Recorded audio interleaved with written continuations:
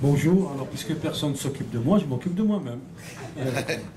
Bah, bien, moi je suis là cet après-midi pour vous parler d'une une revue littéraire que nous avons créée, un groupe d'amis, Appulé de Mador.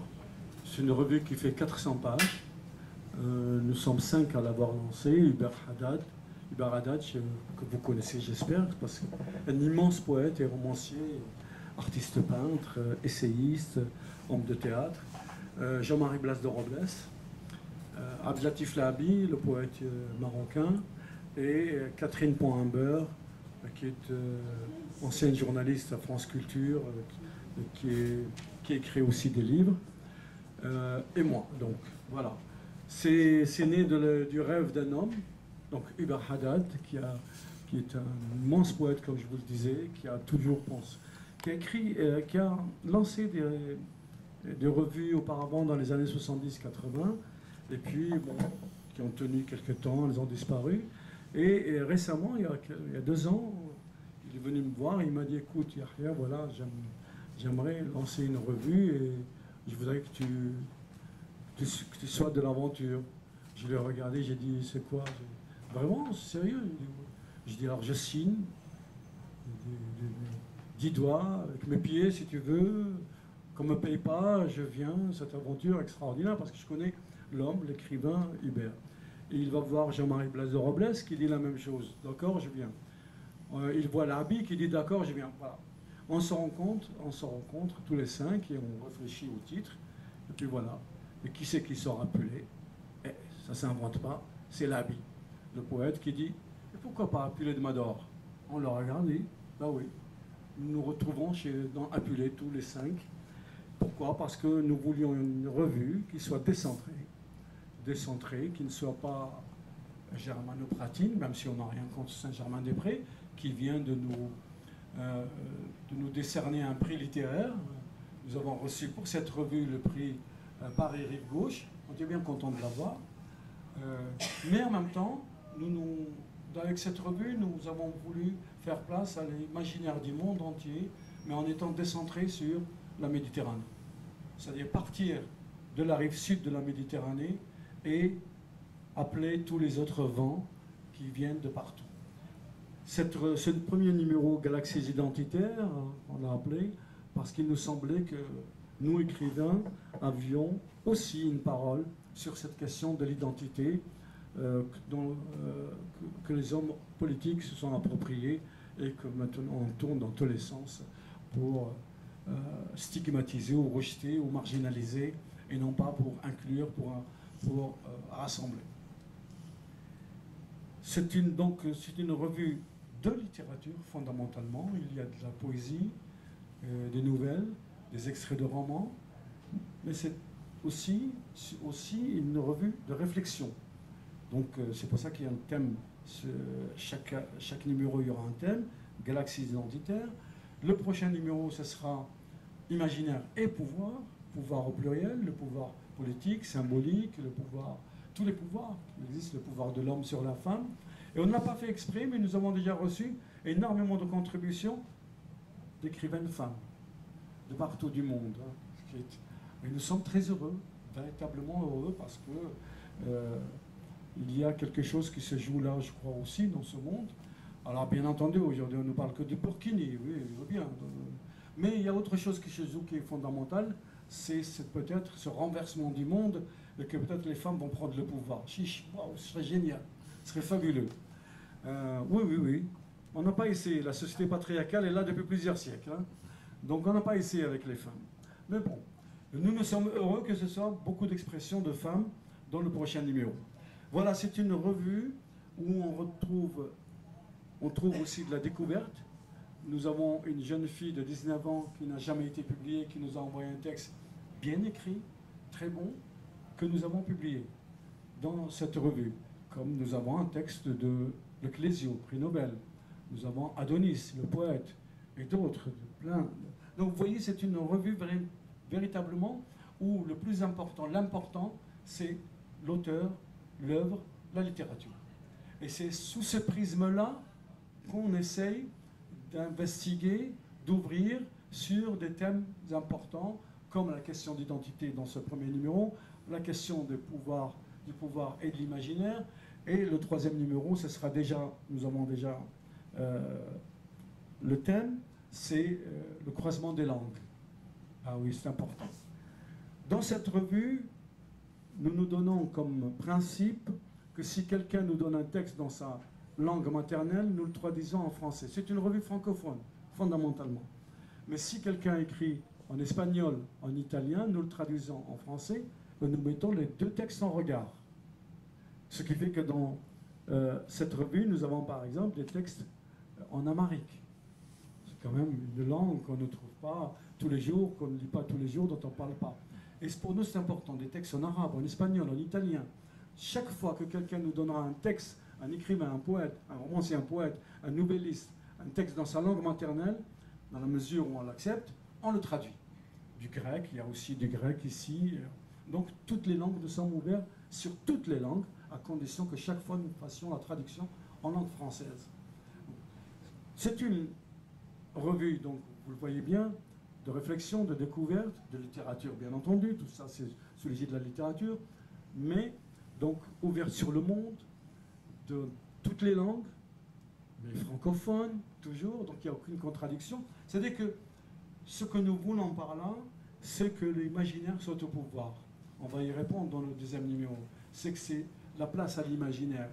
Parce qu'il y a aujourd'hui, alors que le tumulte du monde nous frappe de manière brutale, de manière sanglante, disons-le, nous sommes pratiquement dans la difficulté de comprendre.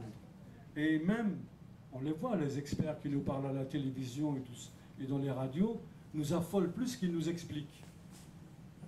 Mais alors, si toutes ces sciences, l'anthropologie, la sociologie, n'arrivent pas à nous expliquer le monde, qui peut nous l'expliquer autre que le poète, celui qui est sur un fil, qui ne dit ni la vérité ni le mensonge, celui qui, dans l'indicible, qui cherche ce qu'il y a derrière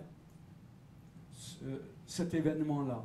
Vous savez, chaque fois que je parle avec des jeunes dans les écoles, dans les lycées et collèges, j'interviens beaucoup, je leur ai dit, imaginez une pomme chez vous, vous rentrez à la maison, vous trouvez une pomme, vous n'allez même pas la regarder. Ou si vous la regardez, c'est pour la prendre, croquer dessus, la reposer.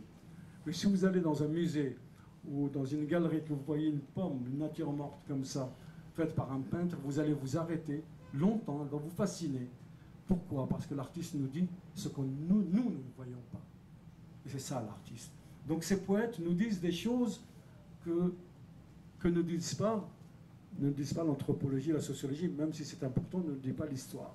Et donc c'est pour ça que nous intervenons sur ce champ-là, littéraire, notre champ, avec cette ouverture sur l'ensemble du territoire, de cet espace qui est le nôtre, qui est le monde, l'univers. Je parle de ce tumulte qui vient. Oui, mais bien entendu, nous pensions que nous étions protégés, que nous étions loin du monde de ce tumulte, que la Syrie c'est loin, que la Turquie c'est loin, que tout ça ne nous touche pas. Puis voilà, le réveil est brutal pour nous. Il est là. La Syrie est là. Ça fait partie de nous, de notre histoire, de notre vie. Et ces migrants, ces millions de migrants qui sont partis de Syrie, ben, ils sont venus frapper à nos portes. Ils sont là, en Europe. Et cette guerre, elle est là. Parce que même s'il n'y a pas de bombardements ici, il faut le savoir, il y a des Français qui sont en Syrie, qui se battent. Moi, je parle de l'armée française, même si on ne le dit pas officiellement. En Libye, il y a des militaires français. Ce sont peut-être un enfant à une famille qui est haïtienne ou une autre. Donc ça nous touche profondément, directement. Ce n'est pas loin de nous. Et donc, voilà, toutes ces réalités, nous les voyons par le prisme de la littérature, c'est-à-dire par le prisme du beau, par le prisme de l'indicible. Voilà ce que nous essayons de faire et d'intervenir dans le champ avec toute liberté, entière liberté à la création. Il n'est pas question de refuser un texte parce qu'il est politiquement incorrect. Mais si, c'est ce que nous voulons, précisément, c'est ça ce que nous voulons. Nous acceptons tous les textes. Tout à l'heure, j'étais en relation avec Benny Ziffer, l'écrivain israélien. Et je lui ai dit, Benny, s'il te plaît, envoie-nous un beau texte, là, comme ça. Et il me dit, je t'envoie une lettre à Atatürk que j'ai écrite. Bah, c'est génial. Voilà, on va recevoir de bénéficiaires, mais on a un poète palestinien. Nous avons des poètes égyptiens, marocains. Nous avons un dossier dans le prochain numéro sur Driss Shraibi, l'écrivain marocain. Immense écrivain. Et nous allons publier des inédits qui n'ont jamais été publiés, des fragments d'inédits de Driss Shraibi. Demain, on fera la même chose pour un autre auteur d'une autre région du monde. Nous avons un texte sur Oscar Wilde. C'est important, Oscar Wilde, qui a été condamné à la prison pour homosexualité. Vous imaginez ça? Ben, nous allons aussi lui rendre hommage. Donc voilà, c'est décentré, mais c'est ouvert sur le monde. Je ne veux pas vous monopoliser la parole. Si vous avez des questions, je vous réponds. Mais je voudrais juste vous dire un petit poème d'une immense personne qui s'appelle Abdelkader, qui est algérien, qui a vécu au 19e siècle, qui a été combattant, qui a combattu l'armée française coloniale, et qui après est devenu le meilleur ambassadeur de la France dans le monde, et qui a sauvé les chrétiens d'un pogrom engagé par les Druzes musulmans en Syrie en 1860. C'est lui qui a sauvé les chrétiens, 12 000 chrétiens. Je vais lire en arabe et en français. Pourquoi je vous dirai pourquoi j'ai lu ce poème. Aya ana man akun, im lam akun anta, aya anta man takun, im lam takun ana. Qui suis-je si je ne suis pas toi? Et qui es-tu si tu n'étais pas moi? Faya nouran bila shamsin, waya shamsan bila nourin. Tu es le soleil sans le soleil, tu es la lumière sans le soleil, et le soleil sans la lumière. Waya bahran bila haddin, wa sahilan bila bahrin. Tu es l'océan sans le rivage, et le rivage sans l'océan. Waya fajran bila layli, waya laylan bila fajrin. Tu es l'aube sans la nuit, et la nuit sans l'aube. Ya hayrati, ya dahshati. Tu es mon incertitude et mon étonnement.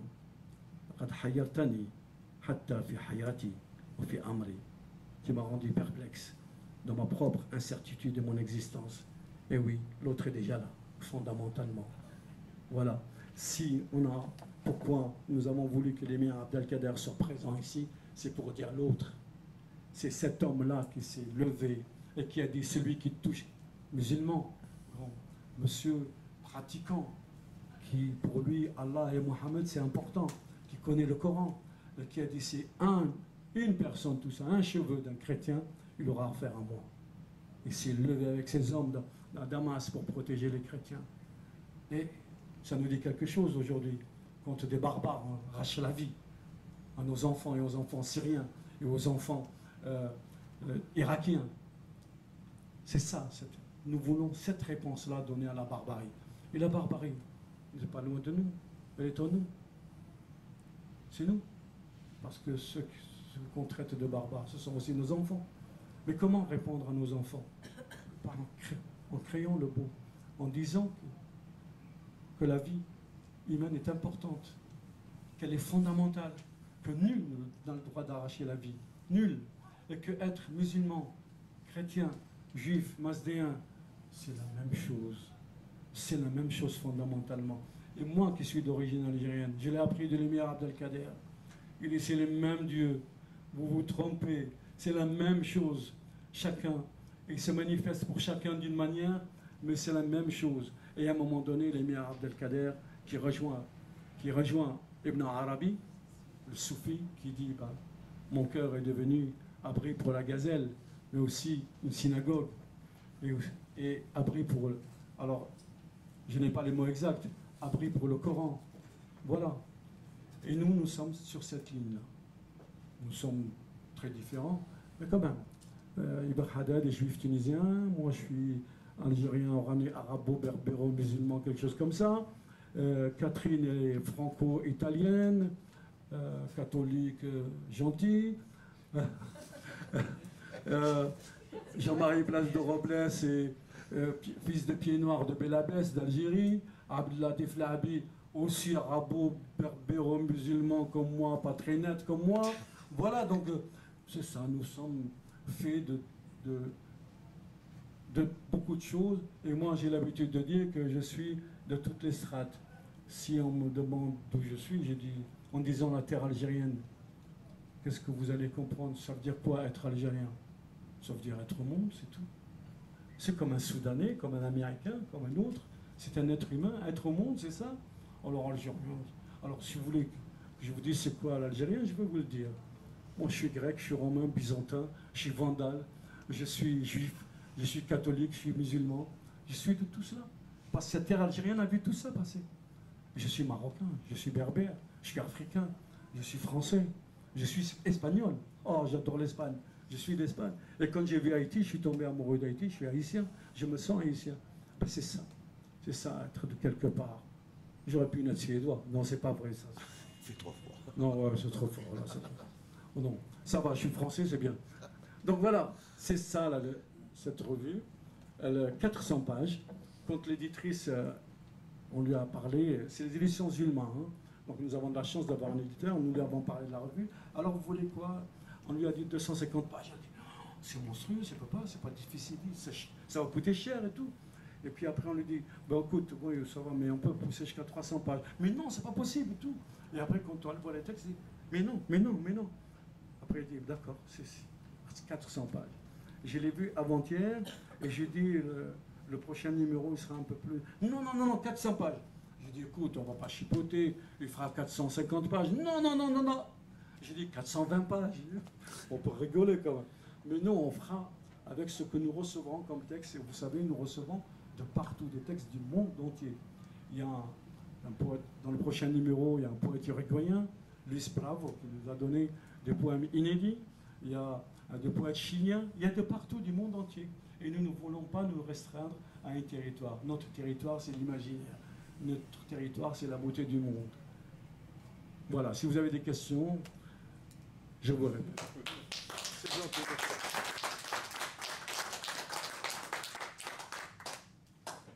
Oui. Cette revue sera vendue... Elle est déjà vendue dans toutes les librairies de France, partout. Partout. Mais elle se vend en librairie, c'est pas en kiosque, c'est en librairie, il n'y a pas d'abonnement. C'est comme un livre, comme un ouvrage, voilà. Et c'est un livre, un très très beau livre, je vous assure. Et c'est bien fait, parce que nous avons une graphiste exceptionnelle. Il y a des photos, il y a des documents, il y a des artistes. On fait appel à des artistes, photographes, artistes peintres, sculpteurs, pour nous proposer des dessins, des tableaux. Bien sûr, c'est là. Ici, c'est en noir et blanc. Des photographies.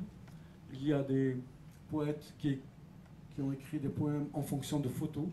Donc, il y a des portfolios exceptionnels.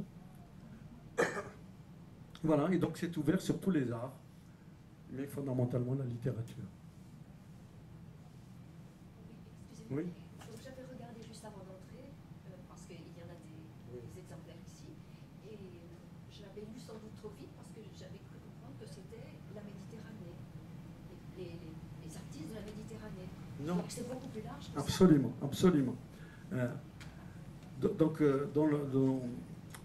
dans le texte d'Hubert, le rédacteur en chef, Hubert Haddad, il dit la chose suivante, pardon.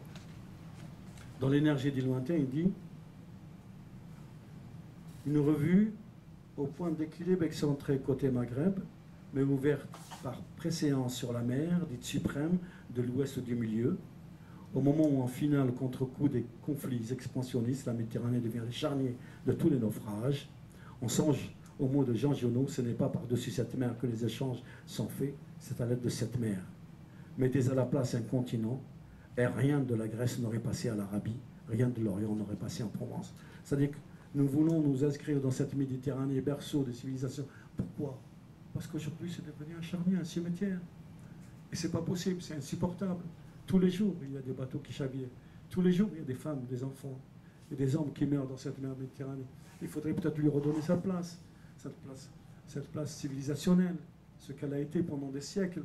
Pourquoi aujourd'hui elle devient un charnier? Parce qu'on élève des murs, même dans nos esprits on a élevé des murs. Et donc on veut lui redonner cette place, mais c'est totalement, complètement ouvert sur le monde.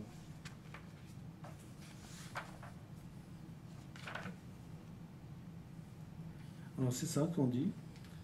Une revue des littératures du monde, attentive aux œuvres vives du Maghreb et de toutes les rives de la Méditerranée, mais aussi de l'Afrique et des francophonies, allègrement mixte et métissée, laissant une place entière à la fiction sous toutes ses formes, au débat de pensée, à la poésie, au croisement des langues, à la traduction, aux voix nouvelles, lointaines ou proches. Une revue indépendante née de la rencontre de quelques écrivains d'inclination nomade afin de travailler d'un autre point de vue, en perspective décalée, à rendre son vrai champ l'esprit de la littérature. Et là, vous verrez, en feuilletant la revue, il y a des gens de partout du monde entier. Mais nous sommes ancrés dans cette Méditerranée. Et la Méditerranée, c'est la Grèce, c'est aussi la civilisation arabo-berbéro-musulmane, c'est aussi Constantinople, c'est tout ça, c'est Alexandrie, et donc c'est un brassage de civilisations exceptionnelles, et nous nous inscrivons là-dedans. Et c'est ouvert, hein, vous pouvez nous proposer des textes aussi avec beaucoup de choix. C'est bon, Patrick? Oui. Quel est le rythme de parution d'Adulé? Alors, comme nous sommes tous des écrivains et qu'il faut qu'on travaille aussi pour nous un peu, donc c'est annuel. Au départ, Hubert voulait qu'elle soit semestrielle et on lui a dit tu es fou, quoi. On va mourir. Pour faire une revue pareille, là nous avons 120 contributions pour le prochain numéro. Il faut que tous les 5 on lise toutes les contributions parce qu'on ne peut pas discuter d'un texte si on ne sait pas ce qu'il y a, qu'on ne l'a pas lu quand même, c'est honteux. Et puis, c'est un travail, c'est contacter les gens, les écrivains. Moi, par exemple, pour ce deuxième numéro, je me suis occupé du Maroc, de l'Algérie et de l'Amérique latine. D'autres copains sont occupés du Moyen-Orient. Un autre s'est occupé de l'Amérique du Nord. Donc voilà, c'est énorme comme travail. Donc contacter, il y a des gens qui n'ont pas le temps. En une année, j'ai demandé à Mathias Sénard d'écrire. Il m'a dit, oublie-moi pendant cette année. L'année prochaine, j'écrirai pour vous. Voilà, l'année prochaine, Mathias Sénard sera avec nous. Si vous avez un tel déferlement de propositions, vous devez avoir des sélections à faire.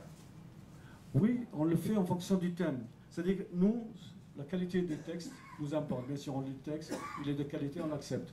Mais en fonction du thème. Alors si un texte, on ne l'a pas reçu, on va dire à la personne, bon, on ne le publie pas pour ce prochain numéro, mais pour l'autre. Parce qu'il rentre plutôt dans ce thème-là. Mais nous sommes ouverts à toutes les voies. Et nous voulons qu'il y ait plein, qu'on soit inondé de contributions. Comme ça, on poussera l'éditrice à nous donner 500 pages. Quel est le prix de la revue? Alors, 28 €. Pour une revue pareille, 400 pages, qui vous accompagne toute l'année. Et puis il y a des textes, de très très beaux textes, franchement. Et des textes magnifiques. Et dans toutes les langues. Alors, je ne peux pas vous citer tous les intervenants, mais vous trouverez plein d'écrivains que vous connaissez déjà, qui ont participé. Bernard Noël, Eric Sarner et plein d'autres. Voilà, c'est une brève présentation de la revue. J'espère que vous aurez envie d'aller vers elle et d'en parler. Je vous remercie. Je vais céder la place à mon copain qui arrive derrière moi. Merci.